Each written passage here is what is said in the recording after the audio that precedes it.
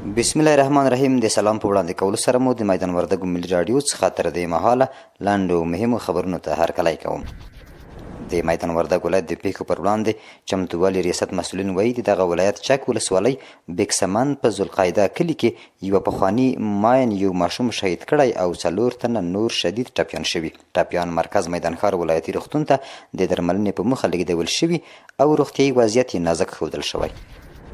د میدان وردګو امنیې قومندانۍ د ترافیکو مدیریت مسؤلین وایي په دغه ولایت کې د موټرونو د لایزري څراغونو جواز سیر او موټر چلوونکو د لایسنس د چک لړۍ روانه ده.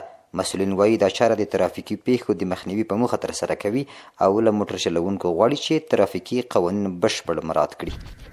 د کډوالو بیرته راستنېدونکو چارو وزارت وایي چې د پاکستان له زندانونو څخه باندې 100 افغانان آزاد او 13 ورځ هیواد ته راستانه شول. د یاد وزارت په وینا دغو افغانانو له 2 تر 4 میاشتو موده په بند کې تیره کړې وه.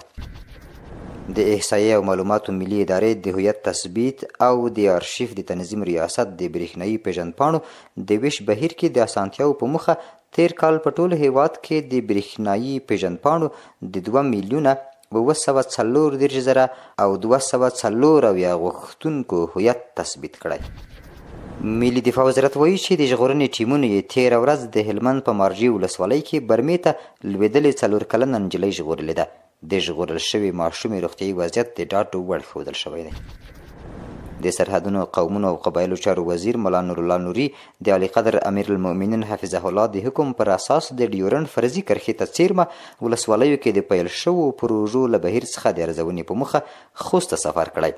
ښاغلي نوري د یاد ولایت د مرستیال والي مولوي محبوب شاه قانت په مشرۍ یوه پلاوي سره په کتنه کې ویلي چې د اعلی قدر امیر المؤمنین حفظه الله د هدایت پر بنسټ به د لرې پرتو ولسوالیو د اوسیدونکو حقونو د تامین لپاره په جدیت او سرعت سره کار وکړي.